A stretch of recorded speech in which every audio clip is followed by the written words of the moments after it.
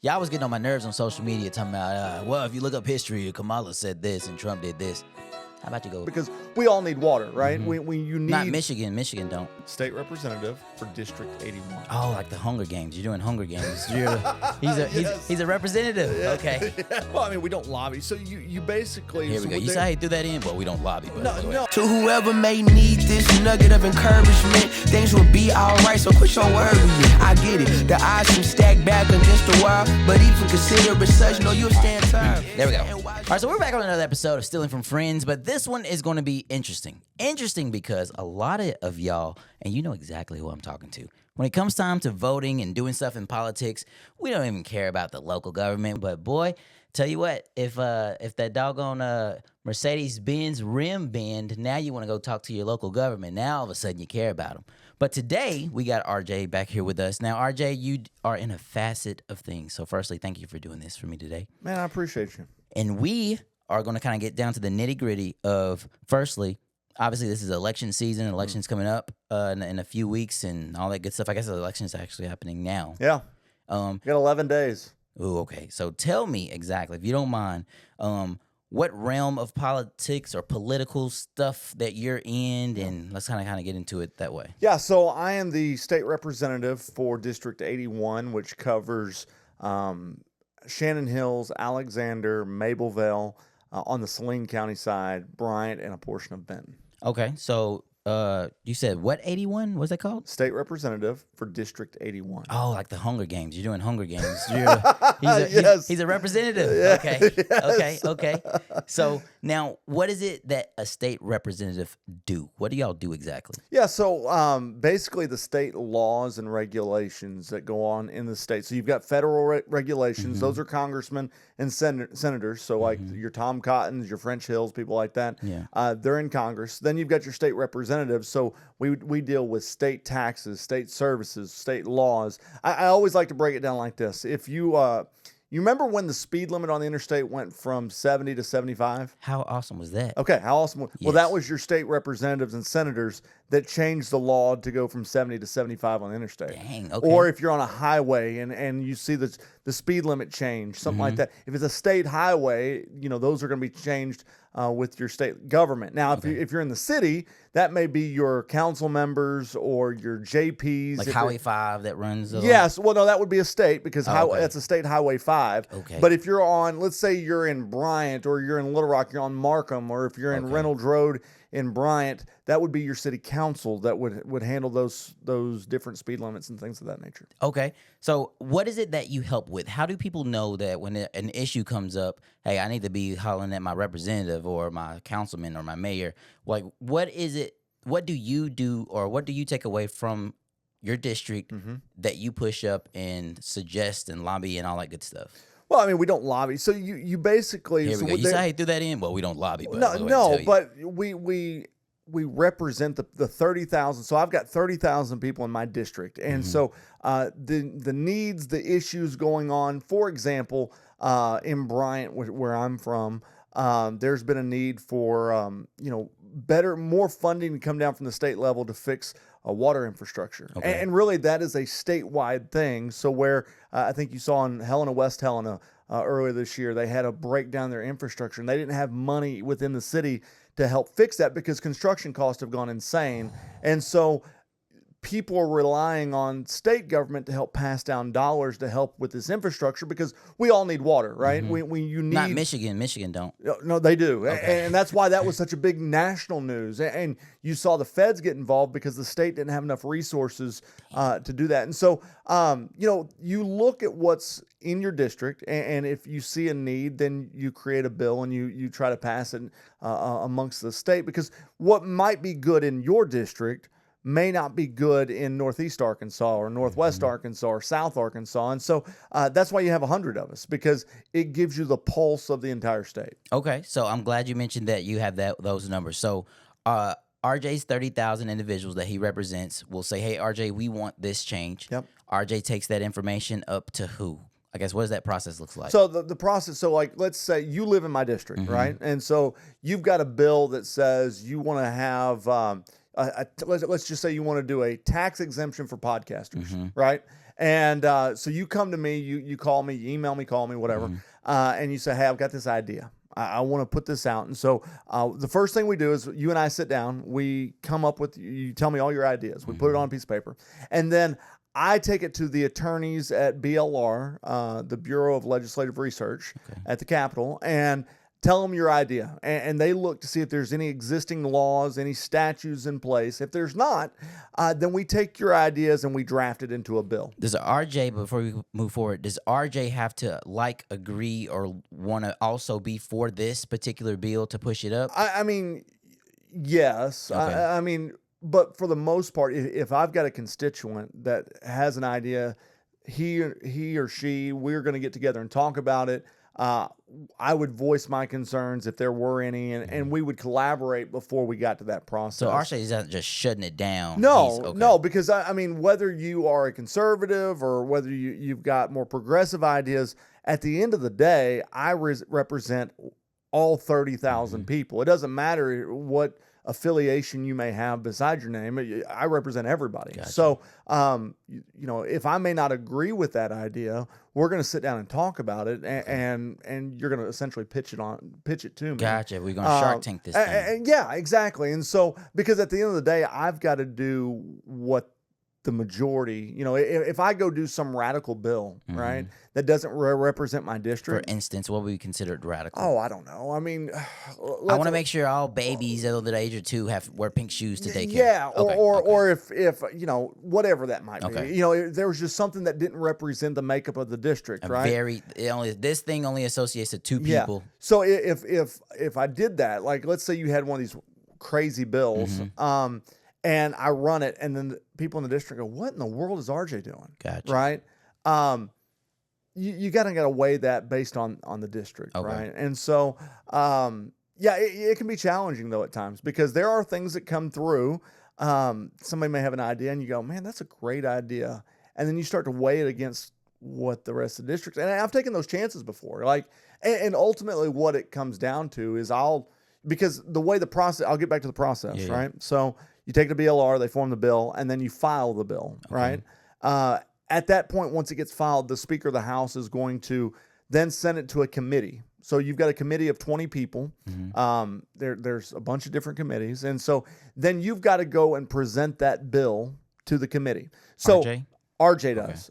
But being that Thomas brought me the bill, I'm going to request that Thomas come sit with me at the table to help explain the bill like he did to me to the other 20 members. So that, because if it passes this, then it goes to the House floor. And that's where you want it to go. But if it doesn't get out of the committee, it dies. Okay. Right? So you're done, you move on, right?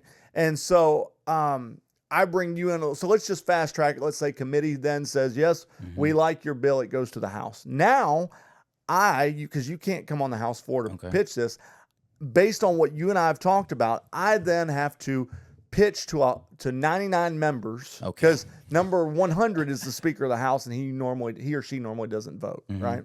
But I have to pitch this bill to 99 members, by which 20 of them have already heard it because they were on that committee, right? So now you've just taken that number down, but so now you're what, 79 members that I've got to pitch this to, and it's got to pass with 51 votes.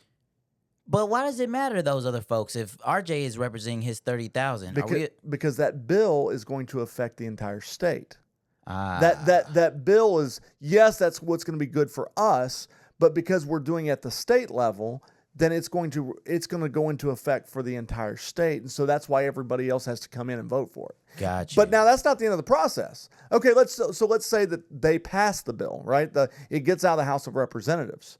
Well, then we've got to find a senator to then do the same process over to where they take that bill to a committee member, but then that committee may only have 6 members because there's only 35 senators. Okay. And so he pitches it at the Senate committee, it goes to the Senate floor, it passes the Senate floor, and then the governor has to sign off on it. If the governor agrees to it, she signs it, he or she, but in this case, she signs it, but if she doesn't like it, she can veto it. Okay. And I know, but there's a lot. For sure. There's a lot that goes into it because while all this is going on, it's not like you're making conversations and you're letting the governor's office know what you're doing, so that it's not like it's a surprise. Like, That's hey, what I was about to get look, at. Okay. Look, here we go. Here's the thing. No, you're constantly talking to people, and in between committee meetings, you may pull up a representative or a senator. Hey, would you just take a look at this bill and just read over it and let me know what you think? Let people see it on the front end. The other part of that is that there is a website, and really it's ARKLEG, ARKLEG.com. Okay. And you can go on there and see all the bills that are running each day, and every bill that's also been filed. Are we talking about like books? Like these are like thick Harry Potter books? No, Okay. these are bills are, they could be 1 page, they could be 10 pages. Okay. Or if it was like the LEARNS Act that we just passed, the education reform, it was 145 pages. Okay. But those are few, far, and in between. Gotcha. Most of them are really no more than 5 or 6 pages. Okay. But that's what the constituents don't really know. I mean, some do. If you stay informed. Who's the constituent? You. Okay. You are my constituent. Regular people. Just voters. Okay. Voters. I'm trying to dumb it down for y'all that don't know the word. No, so people that I represent are considered constituents. Oh, okay. Yeah. Okay. Now, you mentioned that at the state level, but so for the things that affect Bryant, like we only want Bryant to let's say legalize marijuana. I know that's a federal state thing, but for something I want to associate toward my city directly, that's at a council That's level? the city council, or if it's for the county, right? Okay. It would go to the justice of the peace. But this is still nobody else in Arkansas even needs to. That would just be for your area. So, like, let's say you wanted to do let's say you want to build an amphitheater in Bryant, right? And you wanted to use tax dollars. So it'd be like a public-private partnership, right? Okay. And so you needed city tax dollars to help build this amphitheater. That would be the city council. And oftentimes it would go to the vote of the people if it was a new tax. But just keeping it simple, it would be a vote of the city council at that point to be able to pass or fail that. Gotcha. But if it were something let's say that you wanted to repair an old bridge or you want to do something in the county, that would go to the justice of the peace. And they are the ones. So the justice of the peace, they all have districts within the county, and they vote for just the county. There's a lot of RJs that make up the county. Yes. Well, so you've got, I think it's eight or nine justices of the peace in Saline County. Okay. I don't know how many are in Pulaski County, but Gotcha. but it's essentially the same process as what I'm doing at the state level, except for they don't have committees. Okay. You're going to have you're going to have an issue, and you're going to take it before the county judge, or if it was at the city level, you'd take it before the mayor, and then the mayor would then present it to the council or to the quorum court. Dang. Okay. This is all making a lot of sense. And people would say, hey, you should have learned that in high school. They may have. You know some of these titles, but you're not necessarily knowing exactly what that process is. Yeah. So now with you running for state representative again, this means your term was up. You have to do this every year. Every 2 years. Every 2 years. Yeah. Okay. Is there typically competition? Like, do we get a representative for Democrat and Republican within our District 81, or only is? Yeah, so it all depends on if somebody files for that, right? And so, like, I've got an opponent, right? And but there are people that are in other districts that don't have an opponent. Like, nobody may have filed as a Democrat, Libertarian, Independent, somebody may not have filed, and so they automatically advance since they are running for and being the only one. They move on, right? So. I believe, and I could be wrong, I think almost every state rep district has an opponent this go around. One thing that you meant, this is more of a side piece. Running for mayor, and this is just specifically for Bryant, you mentioned that I think I had asked, they have to be Republican or Democrat, but they don't have to be that because Bryant does it. Can you explain that piece? All municipalities in Arkansas are nonpartisan. Now, can you break that down for regular people? So basically what that means is that if you are running for a city council seat, if you're running for the mayor, if you're running for the city attorney, if you're running for the city clerk, you don't have to file as a Democrat, or Republican, Libertarian, Independent. Everybody's an independent. Got you. Everybody's regardless of now. You may be affiliated with a party, right? Okay. But you cannot declare and tell people that you're a part of that party when you're running for a municipal race. Got you. Ooh, that's a mouthful. A municipal of race, and what you're simply saying. No, municipal race, not of race. Municipal race. I'm trying to bring race in it wherever I can, guys. I'm sorry, I tried. Okay, so this makes a lot more sense now. With you running, obviously everybody else isn't necessarily going to have the ability to vote for you or even care about your views because they're not in our district. Shout out to 81. So what is it? What are some things? Because honestly, until I end up meeting you, I really didn't even give any much more thought about local government and even asking these questions. Yeah. So what are some of the things that you run on or that you see our district typically has issues on and all those things? Yeah, I mean, one of the big things, like we talked about, the water infrastructure, that's something that is constantly affecting not only Benton or Bryant, but Benton, Alexander, Shannon Hills. That has been a big thing. But, one of the things about Saline County, it is one of the fastest growing counties in the state of Arkansas. Northwest Arkansas is beating us right now. And so we want to do things that are going to impact business. We want, or really take regulation off of business. So if we want to say, you want to start a business, come to Saline County. We want to make sure that the red tape is cut. And so less taxes, things of that nature. The other thing that I heard a lot whenever I first ran, and I'm still hearing this quite a bit, is that people are tired of paying taxes, like the amount of taxes. They understand you got to pay something in order to have nice things, right? But how much that everybody has been paying, and especially since the state of Arkansas has had a $1 billion surplus over the last few years, they're like, why do we have to keep spending all this money in tax dollars? And so, that was one thing. I co-sponsored that bill this last session to cut the state income tax down. So we were at 4.4% for the state, and we've since taken that down to 3.8%. And that doesn't sound like a lot, but it's over $600 million in taxes that we're not collecting anymore from Arkansans. And so things like that. Yeah. One thing that I found, being that I'm also a realtor, right? I deal with a lot of people that buy a home, right? And so the homestead tax credit is something that everybody that owns a home, they get this tax credit, right? Across the state of Arkansas. Yeah. Well, at the time, the tax credit was $425. So basically, if you owned a home, you go to your clerk's office, you fill out the homestead tax credit, and then it's applied to your taxes every year as a credit to your taxes. Dang. Well, my thought has always been, if you're going to invest in the market, into the economy by buying a house, you ought to be able to get a sizable tax break for investing, right? And so, and now this only applies for homeowners, like that is your home. This doesn't apply to investors. Gotcha. But now that tax credit, I co-sponsored that bill as well, and it's now a $500 tax credit for every single person. RJ, get that thing up to 1,000, man. Well, What you got to chip at it. You got to chip at it a little bit at a time. So and those are things that I hear from people all the time. Is are those the thing that I'll be working on if reelected, expired car tags. Keep going. All right, go ahead. This is the one for y'all know who you are. Yeah, no. So how many times do you drive around and you see that paper tag flopping on the back? And have you ever looked at it and it says, so today is October the 25th, right? And you see, and the only reason I'm using this example because I just saw it, it said May 7th. Yeah. And you're like, wait a minute, how are they still driving around? Correct. And not getting pulled over. And so, but that's real. That is a nonpartisan.